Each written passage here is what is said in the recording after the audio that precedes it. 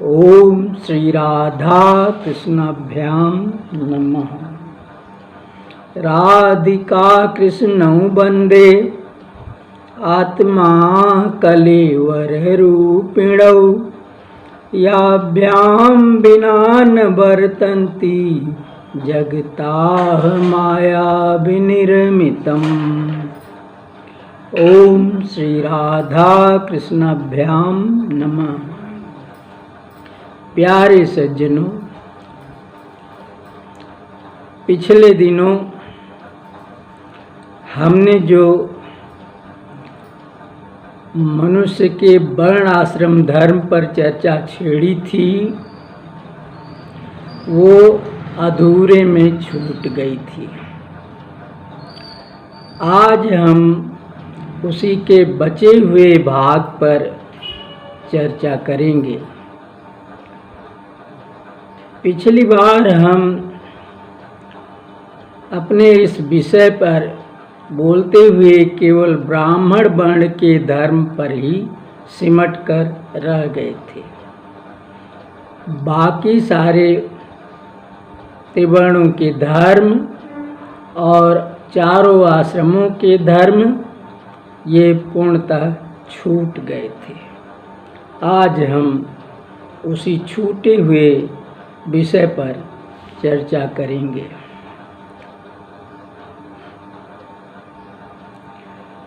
जैसा कि हमने पिछली चर्चा में बताया था कि शुरू में मनुष्य का वर्ण उसके स्वभाव से और उसके कृतकर्म से पहचाना जाता था। चारों वर्णों के अलग अलग स्वभाव होते थे और अलग अलग कर्म होते थे, पर आज वैसी बात कदापि नहीं है। क्यों नहीं है? क्योंकि कलयुग की वजह से आज कोई भी वर्ण अछूता नहीं है, शुद्ध है ही नहीं है। सब के सब आपस में घाल मेल हो गए हैं, इसलिए उनके स्वभाव भी बदल गए हैं। तो स्वभाव के जरिए किसी वर्ण की परख करना बहुत ही कठिन है। साथ ही जो उनके कृत कर्मों के द्वारा पहचान होती थी वो भी नहीं हो सकती। क्यों नहीं हो सकती?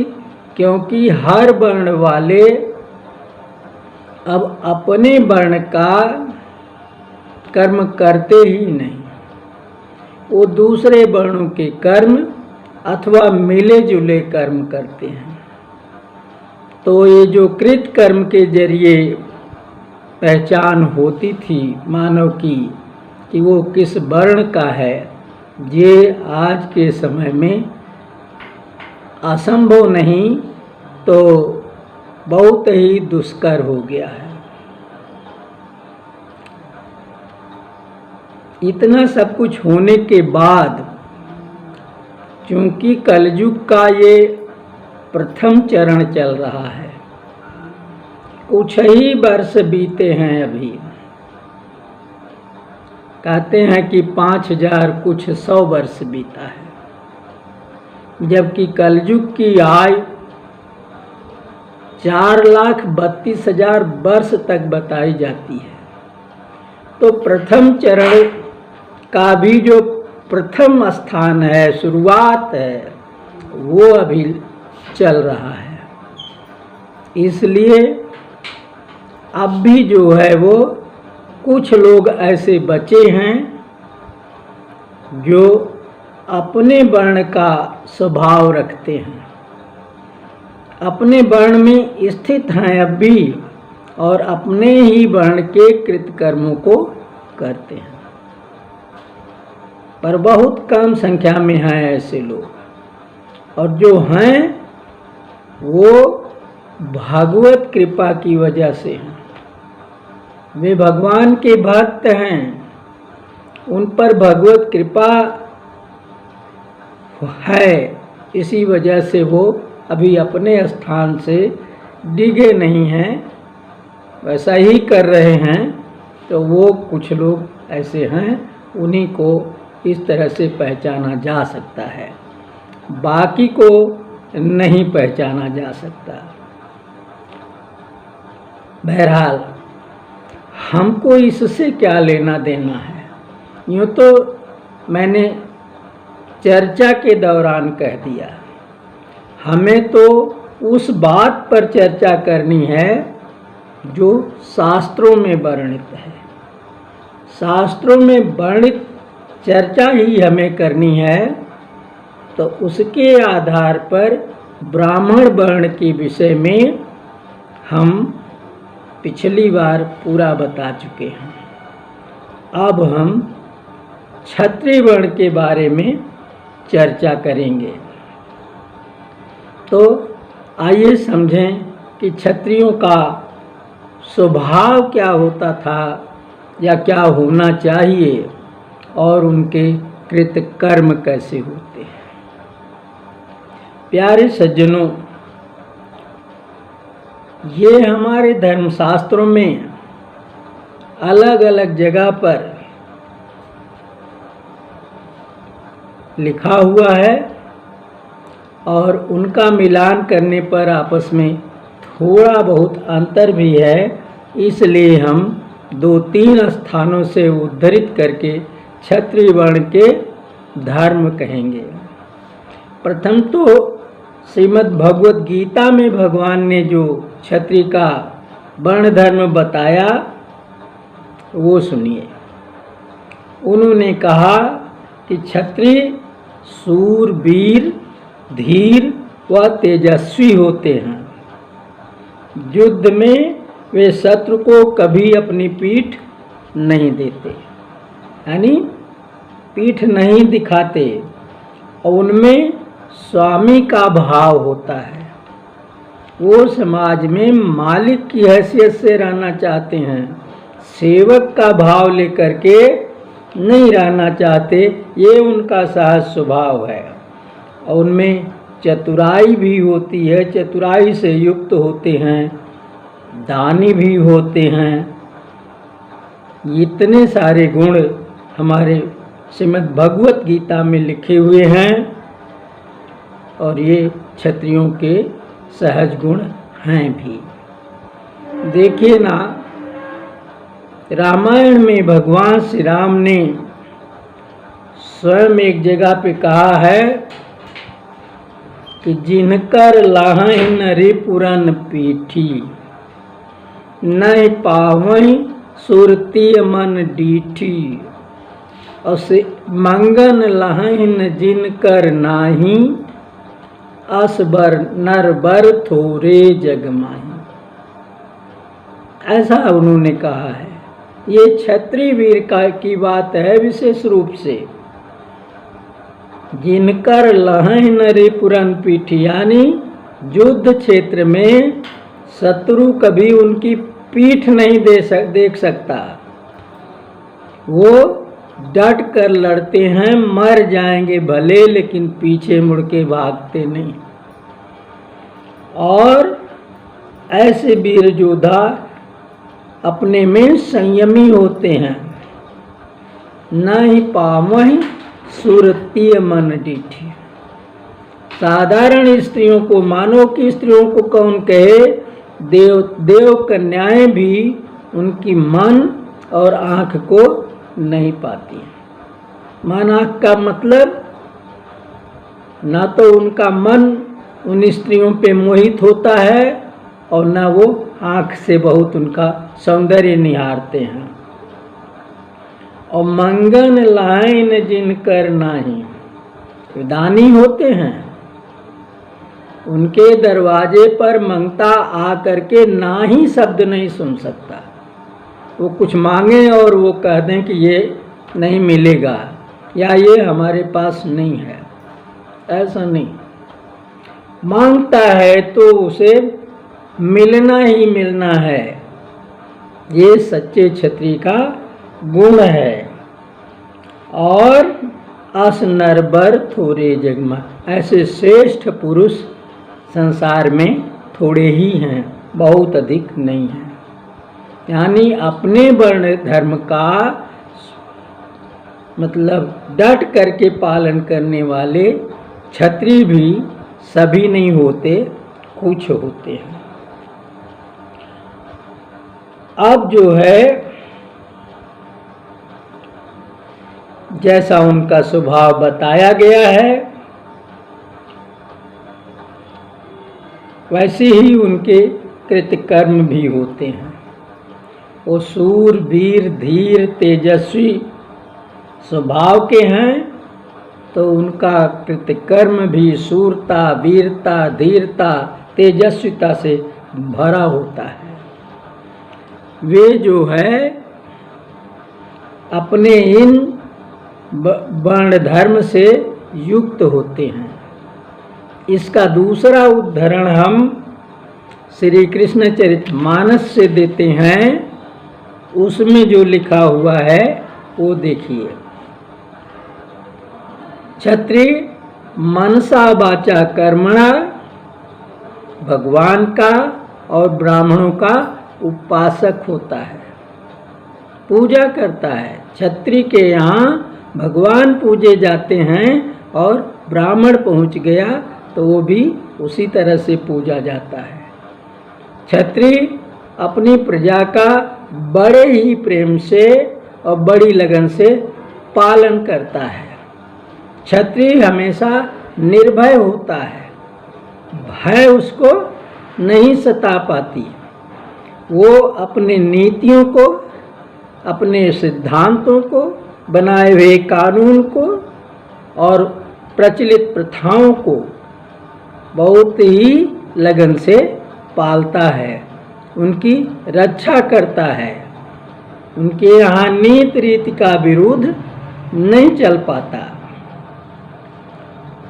वे शरण बछल होते हैं। कोई आदमी उनकी शरण में आ जाता है, पाइमाम करके उनके चरण पकड़ लेता है और अगर वो उसके सिर पर हाथ रख दिए कि डरो नहीं, हम तुम्हारी रक्षा करेंगे, तो फिर उस शरणागत के लिए क्षत्रिय अपना जान भी देने को तैयार हो जाता है और उसकी रक्षा करता है। वो दुखियों का दुख हरने वाला होता है।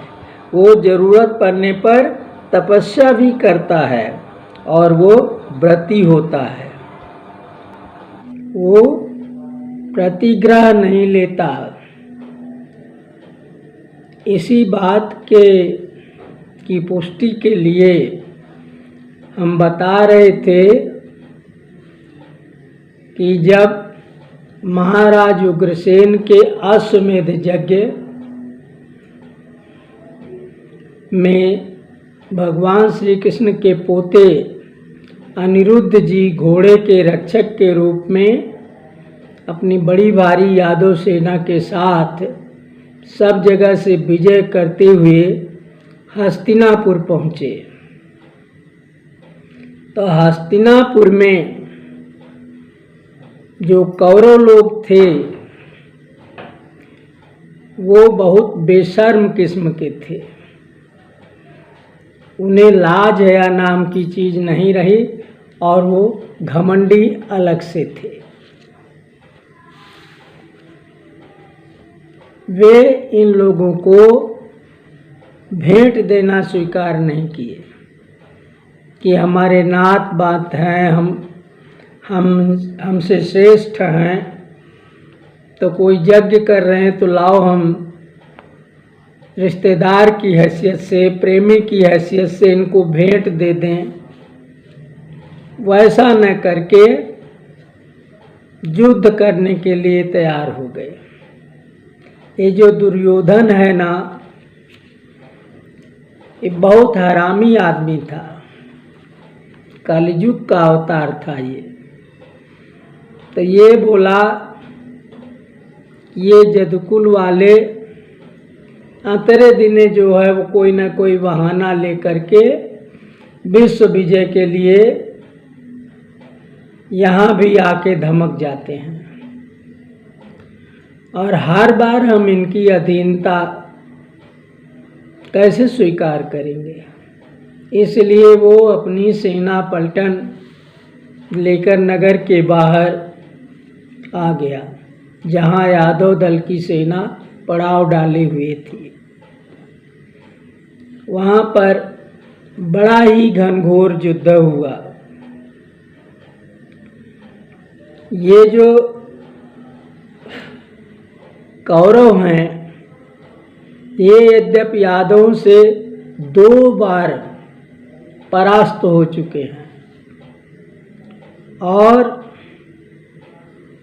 थोड़ा नहीं बहुत बुरी तरह से मात खाए हैं। एक तो जब भगवान कृष्ण के बेटे सांब ने दुर्योधन की कन्या लक्ष्मणा को उसके स्वयंवर से जबरन हरण करके लेके चले जा रहे थे, तो इन लोगों ने उसका पीछा किया और कई लोग गए थे, महारथी लोग भी, और वहाँ सांब से युद्ध हुआ। सांब यद्यपि बहुत पराक्रमी थे लेकिन ये कई होने के नाते उनको कैद कर लिए और कैद करके लाके अपने यहाँ जेल खाना में बंद कर दिए। तब ये खबर जो है जब जदकुल में पहुंची द्वारिकापुरी तो वहाँ यादव लोग बहुत तैस में आ गए, बहुत क्रोधित हुए। वो लोग पूरा कौरव को नाश करने पर तुल गए कि चलो यही लागे पूरा कौरव समाप्त ही कर दो। लेकिन बलराम जी उन लोगों को रोके कि नहीं भाई ऐसा न करो, वो हमारे रिश्तेदार में भी आते हैं और दुर्योधन तो हमारा चेला है, हमने उसको गदा युद्ध सिखाया है, तो हम जाते हैं समझा बुझा के मामला रफा दफा कर देंगे। तो वो आए थे इसी आशा से कि लोग हमारी इज्जत करेंगे और हमारी बात मान के तनाव को ख़त्म करेंगे, लेकिन ऐसा नहीं हुआ। वो जब एक अनुचर के जरिए वहाँ पर खबर भेजे कि हम आए हुए हैं हस्तिनापुर और इस जगह रुके हैं, तो वो सब बड़े आदर के साथ उनसे मिलने आए, उनकी अगवानी किए, उनको प्रणाम किए, उनकी पूजा किए, ये सब कहे। लेकिन जब बलराम जी ने कहा कि देखो भाई हम महाराज उग्रसेन की तरफ से आए हुए हैं और आपने हमारे छोटे भाई श्री कृष्ण के बेटे सांब को कैद कर लिया है। महाराज उग्रसेन ने इस विषय में संदेशा भेजा है कि आप लोगों ने अनीतिपूर्वक सांब को कैद किया। वो अकेला था और आप कई महारथी घेर के उसे पकड़ लिए, जबकि युद्ध का नियम है कि एक से एक ही लड़ेगा।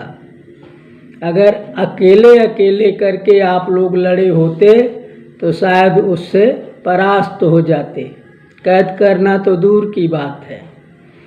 लेकिन कई लोग घेर करके उसे बांध लिए। तो चलो कोई बात नहीं, हम आपको रिश्तेदार समझ के अपना मैत्री भाव दिखाते हुए झगड़े को आगे नहीं बढ़ाना चाहते। इसलिए हमारा कहना केवल इतना है कि आप अपनी बिटिया लक्ष्मणा का सांब के साथ ब्याह करके उनके साथ विदा कर दीजिए और बलराम जी उन्हें लेकर चले आएंगे, तो बात जो है वो अपनी जगह पे बनी रह जाएगी। लेकिन जब ऐसा उन्होंने कहा तो सब के सब जो अभी उनका पैर धोए थे, प्रणाम किए थे, बड़ी खुशी से उनको आदर के साथ बतियाए थे, सब के सब उनके ऊपर नाराज हो गए और उनको जद बद तक कहा। और इसके बाद कहे कि सिर की जूती, अरे पैर की जूती सिर पर चढ़ना चाहती है। ऐसी ऐसी बातें कह के वहाँ से लौट आए अपने घर में। बलराम जी सुन तो लिए वहाँ पर, वो सब कुछ नहीं बोले, लेकिन बाद में उन्हें सोच सोच के बड़ा क्रोध आया कि हम तो इनके भले के लिए अकेले आए, नहीं तो वहाँ जो जतकुल उमड़ा था समुंदर की तरह, वो आया होता तो इनकी क्या दुर्दशा होती। पर ये जो है मूर्ख हम ही को उल्टा सीधा कह के चले जा रहे हैं।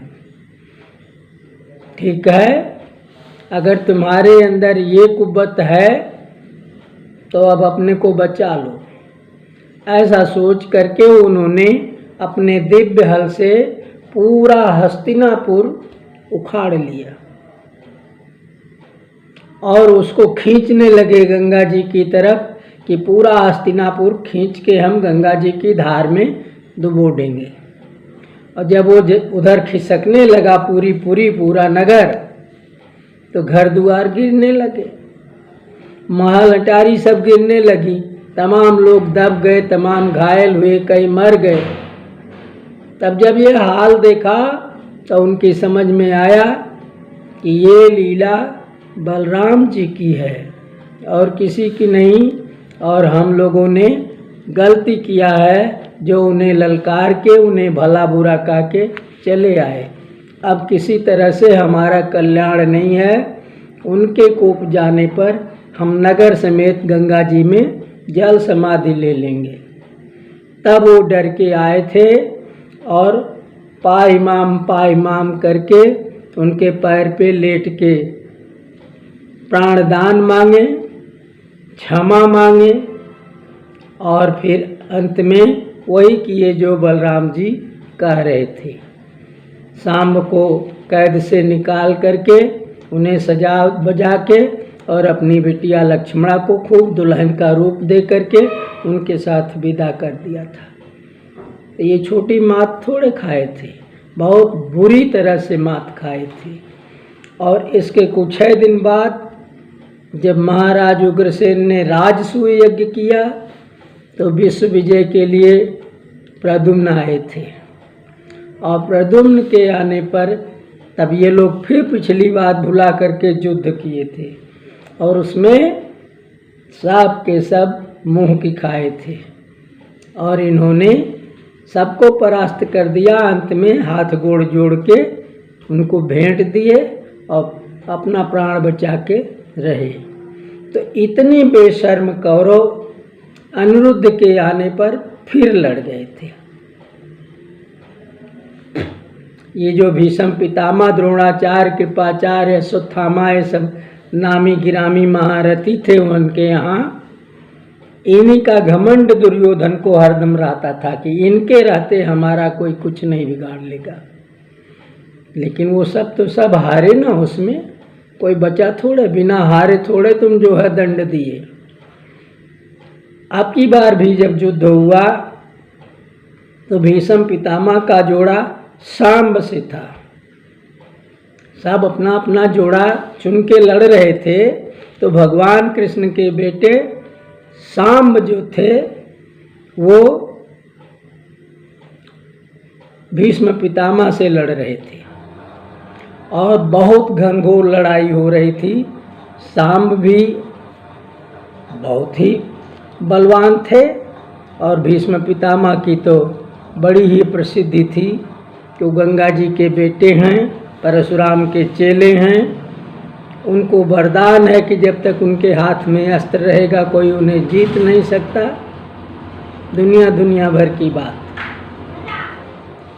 सो सांब ने अपने धनुष बाण से उनको विरथ कर दिया, उनका रथ तोड़ डाला, उनका सारथी मार डाला, चारों घोड़े मार डाले, उनकी धनुष काट दिया। अब वो पैदल जमीन पे खड़े हो गए। तब जो है वो सांब ने कहा कि हे पितामह, आप बुजुर्ग हैं और हमसे युद्ध करते समय ये स्थिति ठीक नहीं है। हम रथ पे सवार हैं और आपके पास दूसरा रथ नहीं है, आप जमीन पर खड़े होके हमसे लड़ रहे हैं, तो ये शोभा नहीं दे रहा है। इसलिए आप हमारी ओर से एक रथ ले लीजिए, बड़ा अच्छा और मजबूत रथ है और उसमें धनुष बाण सभी हथियार धरे हुए हैं, उन सबको लेके तब हमसे युद्ध करिए। तो भीष्म पितामह ने कहा था कि हम प्रतिग्रह नहीं लेते, हम तुम्हारे रथ पर चढ़ के युद्ध कैसे करेंगे।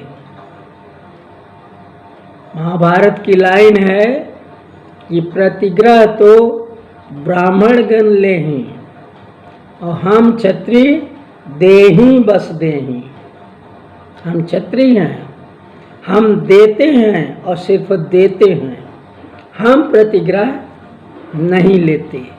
ऐसा कह के वो गदा लेकर के पैदल ही दौड़ के सांब की छाती पर हुमुक के मारे थे, तो सांब मूर्छित हो गए थे।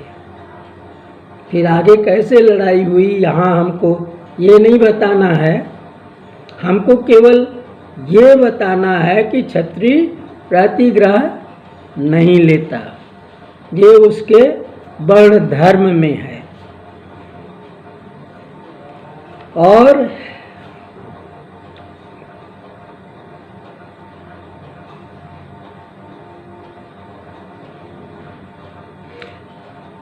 यदि वह राजा है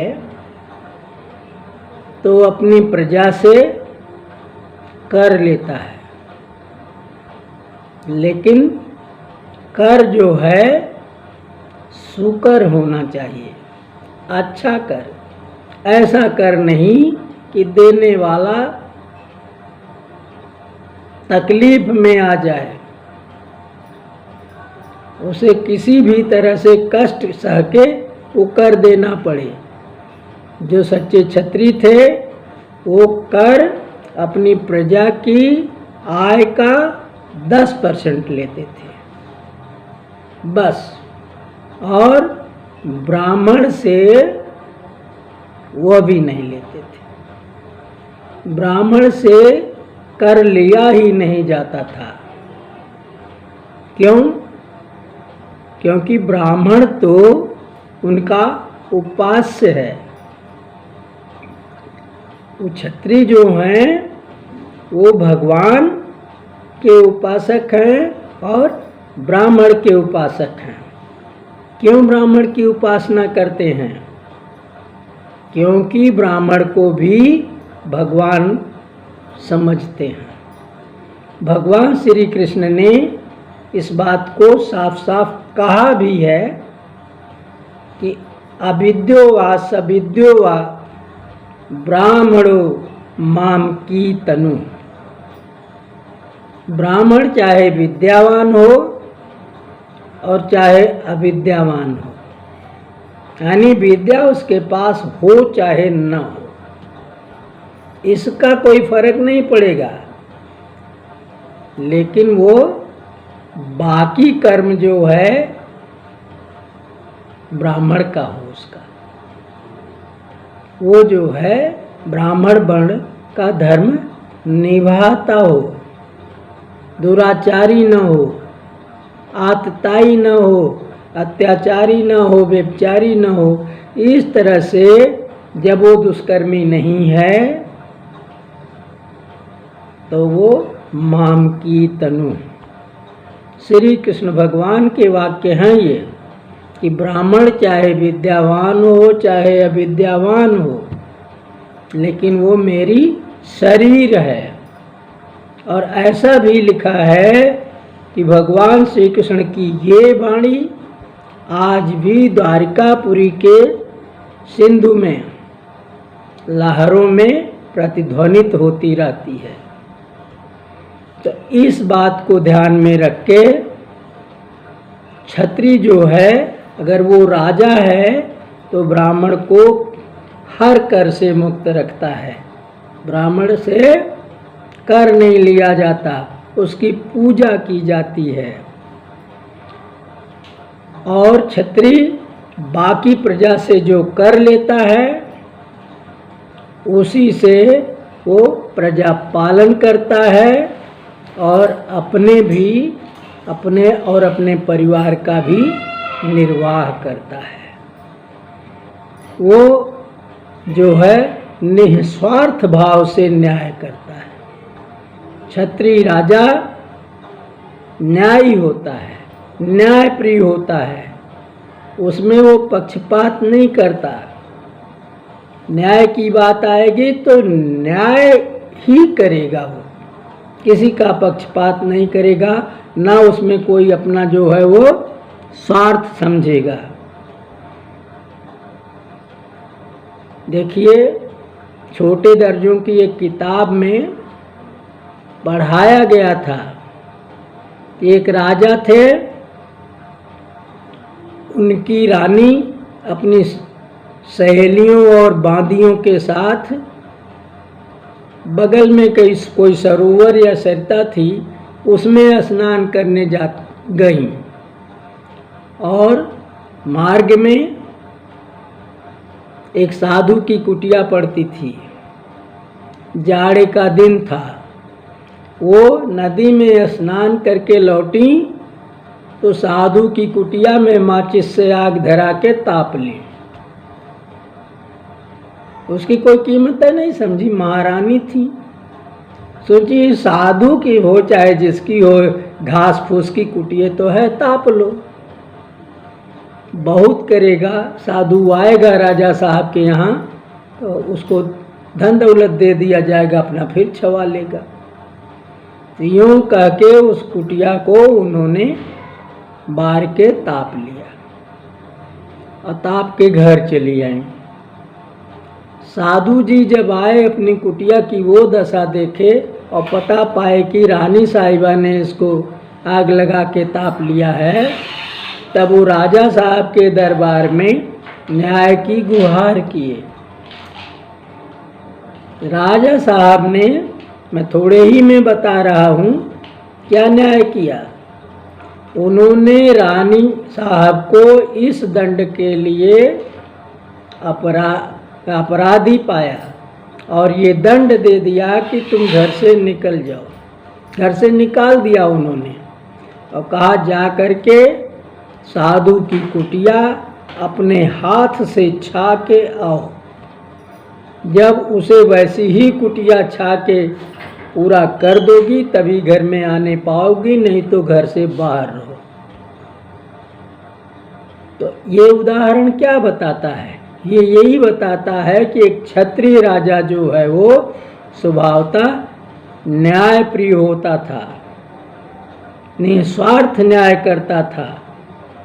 दूसरा, क्षत्रियों का वर्ण धर्म ये है, वो कुपंथी नहीं होते थे, गलत मार्ग पे नहीं चलते थे, धर्मावलंबी होते थे, सद्विवेकी होते थे, बुद्धि व नीति के ज्ञानी होते थे।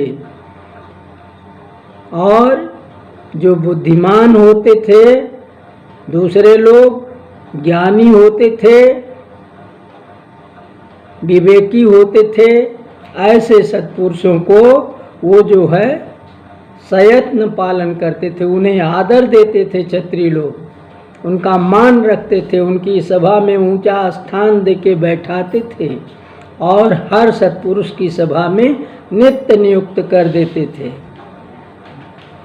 यूँ कहिए कि ज्ञान और विवेकशील व्यक्तियों का आदर करते थे।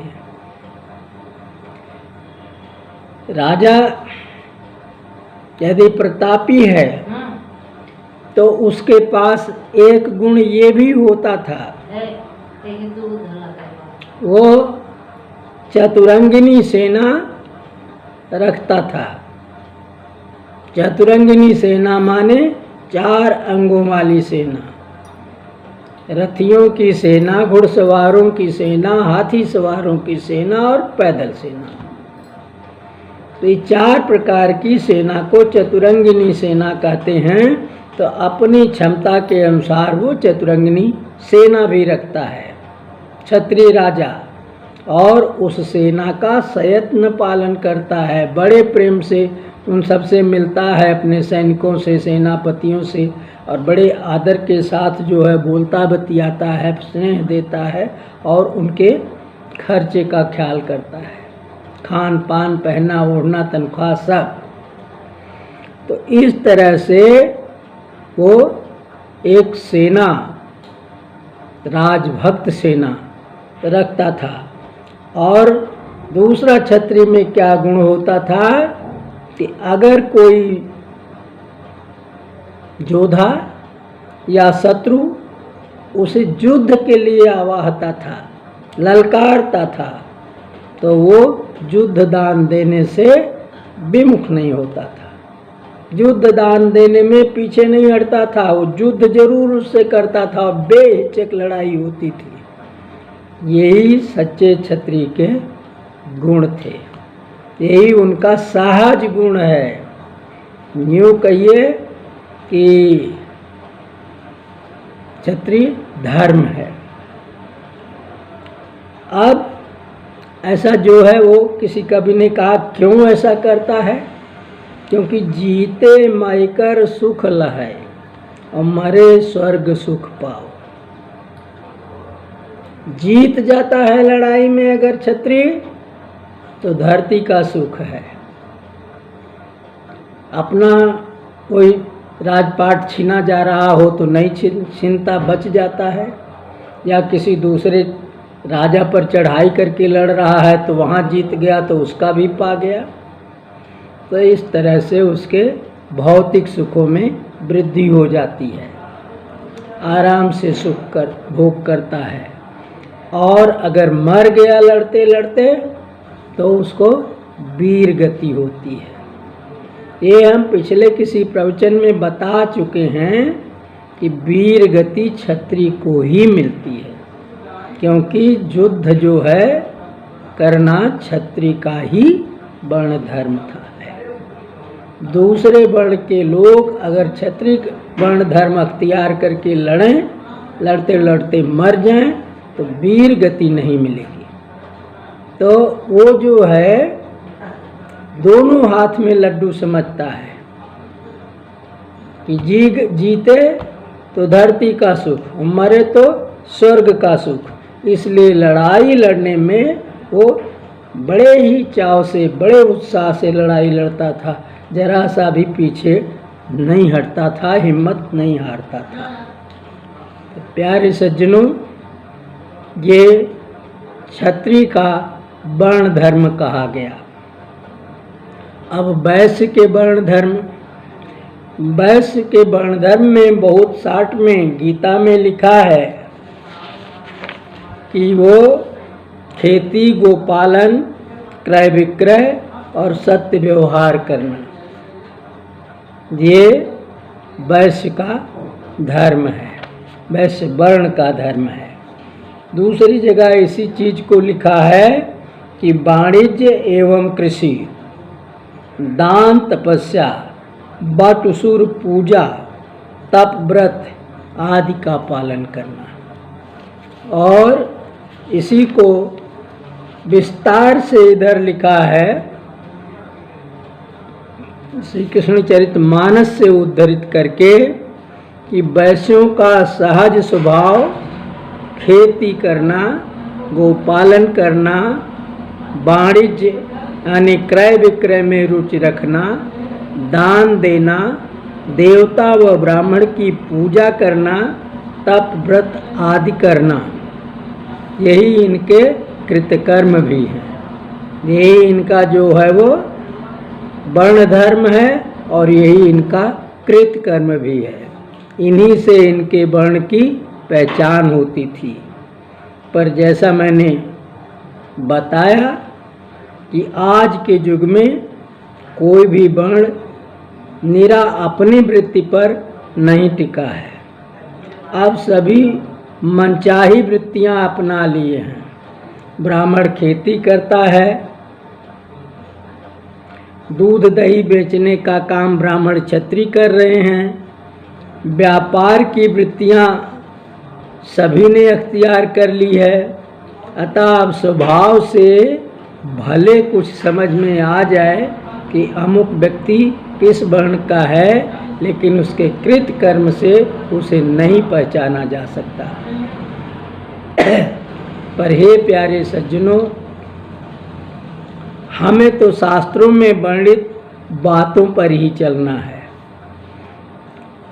हम जो है वो आज के अपनाए हुए नए तरीकों को क्यों दिमाग में लाएं। अतः वैश्य वर्ण के वर्ण धर्म वही हैं जो मैंने अभी ऊपर गिना दिया है। हाँ, एक बात अवश्य बताने योग्य है, वो ये है कि कोई भी वर्ण आपदा में अपनी वृत्ति छोड़ के दूसरी वृत्ति अख्तियार कर सकता है, और केवल आपातकाल तक। तो वो इन वैश्यों के लिए भी बनी हुई है। वैश्य अपनी आपदा में शूद्र वृत्ति अख्तियार कर सकते हैं। शूद्र वृत्ति सेवा करना होता है।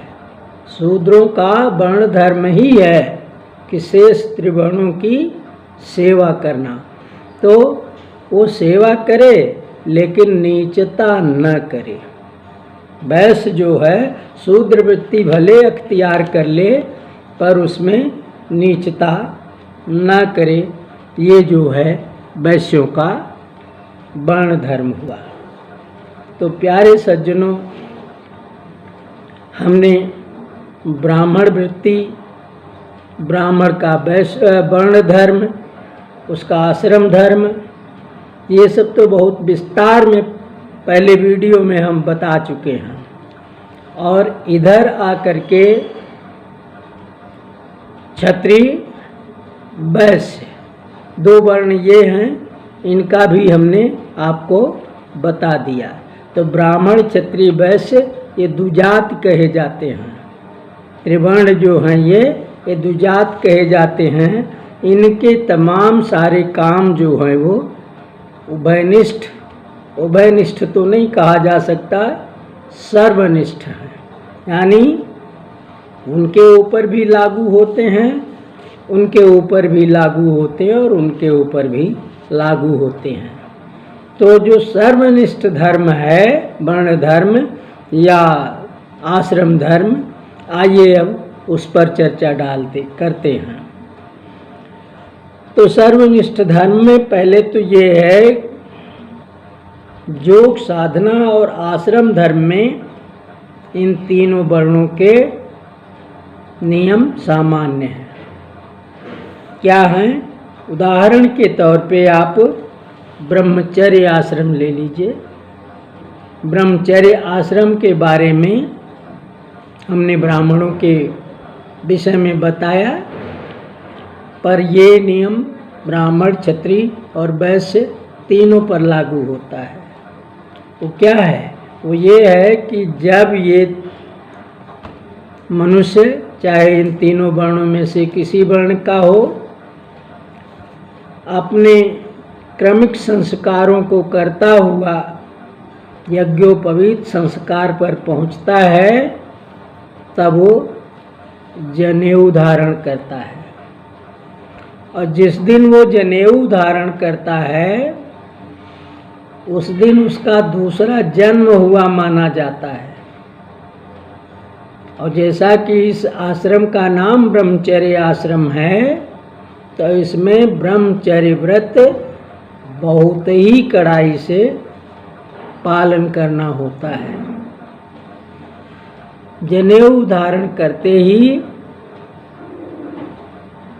वो बटुक हो जाता है, वो गुरुजी के घर चला जाता है, गुरु आश्रम पर, गुरुकुल में, वहाँ पढ़ाई करता है, वहाँ के गुरुकुल के नियम के अनुसार रहता है, ब्रह्मचर्य का बड़ी ही शक्ति के साथ पालन करता है और गुरु भगवान को भगवान की तरह आदर इज्जत दे करके वहाँ रहता है।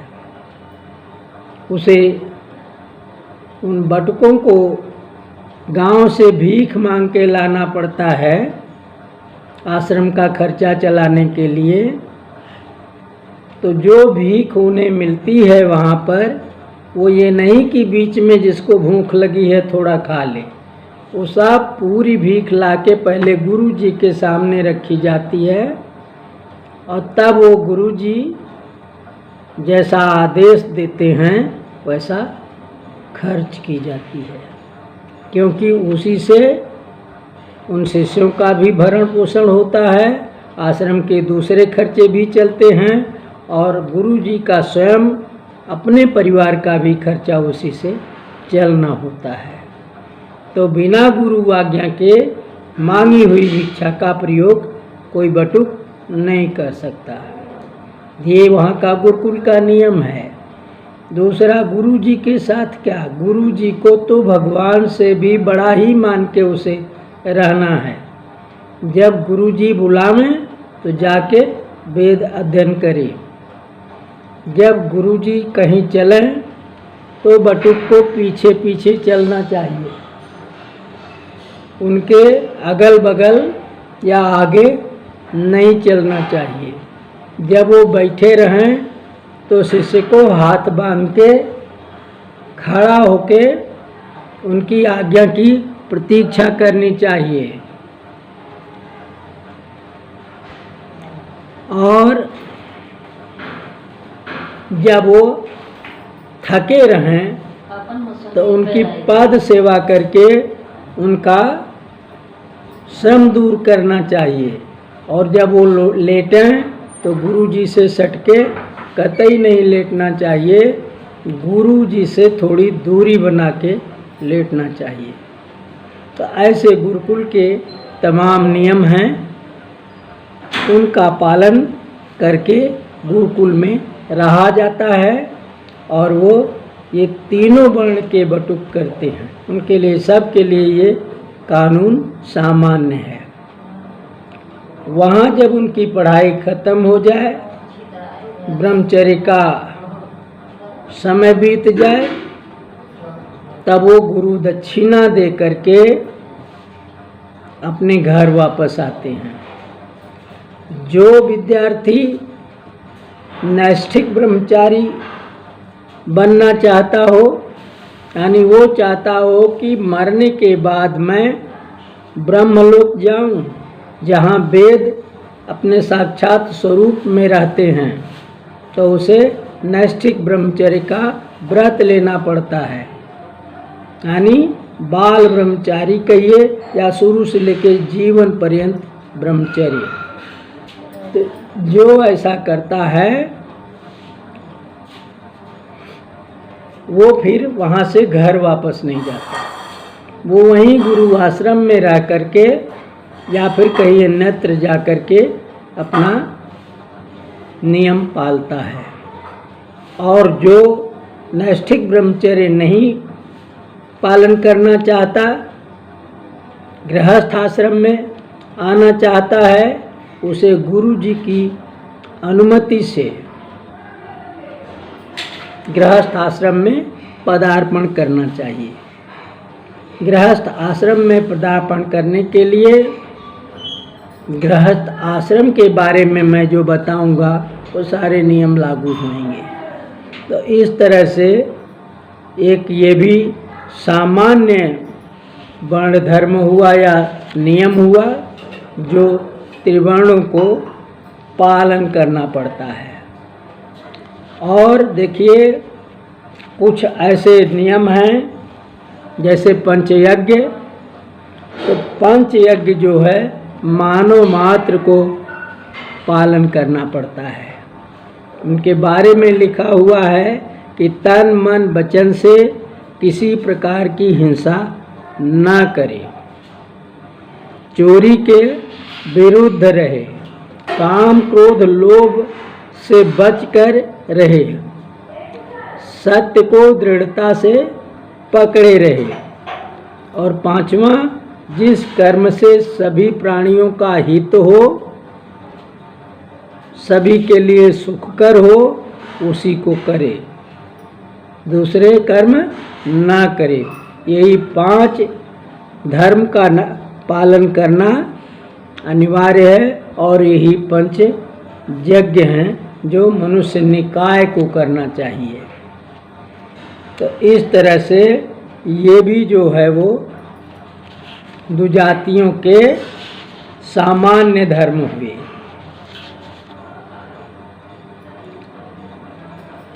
गृहस्थ को त्याग करके, गृहस्थ आश्रम को त्याग करके, यानी गृहस्थी को त्याग करके शेष आश्रमी लोग, तीनों आश्रमी लोग को चाहिए कि वो स्त्री को ना निहारें, उन्हें छुए भी नहीं, उनसे बात भी न करें और मजाक भी न करें, इन सब को त्याग रखें।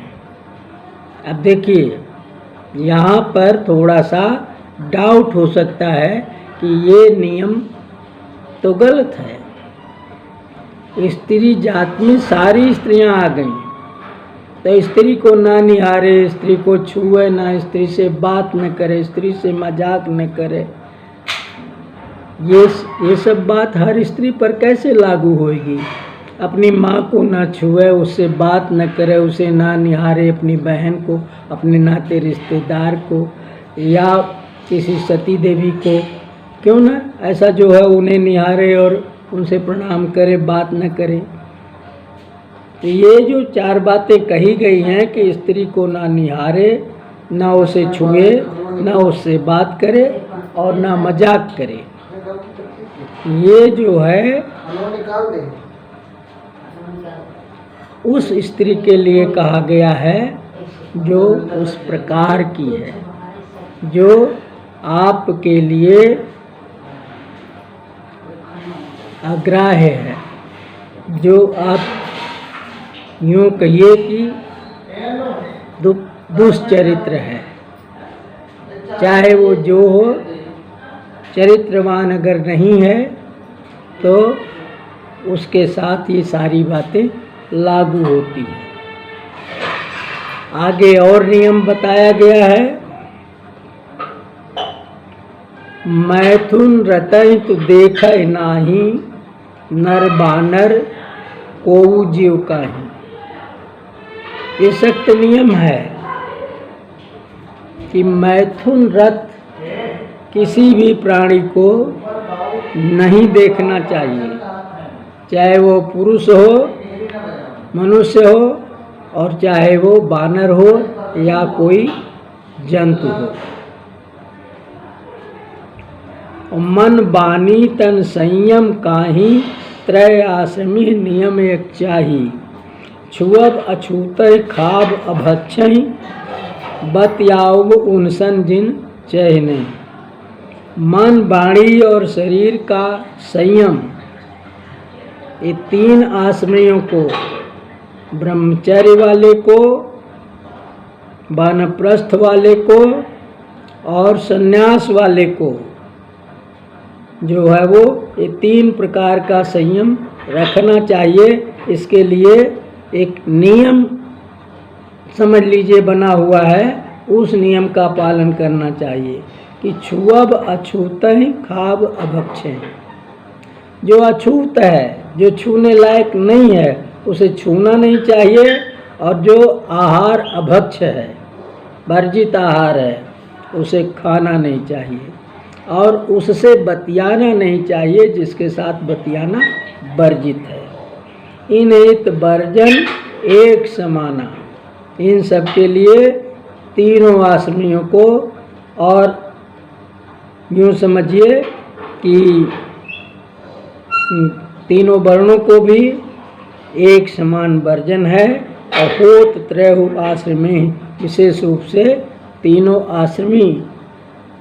आश्रम में रहने वाले ब्रह्मचर्य और जो है वो वानप्रस्थ और संन्यास, ये तीनों आश्रम के लोगों के लिए ये वर्जन जरूरी है। तो इस तरह से ये कुछ उभयनिष्ठ बातें हुई जो त्रिवर्णों को पालन करना होता है। इसमें ना क्षत्रिय, ना ब्राह्मण और ना वैश्य, अलग अलग नहीं बताए गए हैं।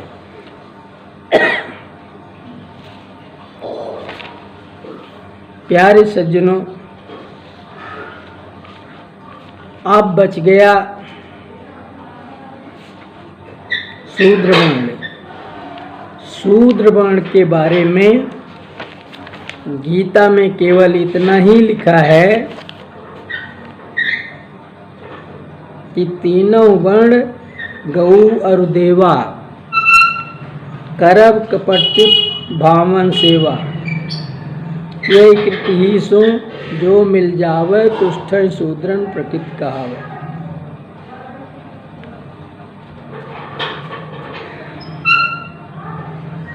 तीनों वर्णों की सेवा, तीनों वर्ण और गौ की सेवा और देवताओं की सेवा, ये शूद्र का वर्ण धर्म है। और निष्कपट भाव से उन्हें ये सेवा करनी चाहिए। और इसी सेवा से, इसी सेवा नामक कृति से उन्हें जो मिल जाए उसी से संतुष्ट रहें। उसके आगे जो है वो मन न बनाए कि हमें कुछ और मिले। तो इस तरह से शूद्रों का गीता में बताया हुआ 60 में वर्ण धर्म बताया गया है। लेकिन इधर मानस से, श्री कृष्णचरितमानस से उनका जो धर्म है वो थोड़ा विस्तार में बताया गया है। लीजिए सुनिए।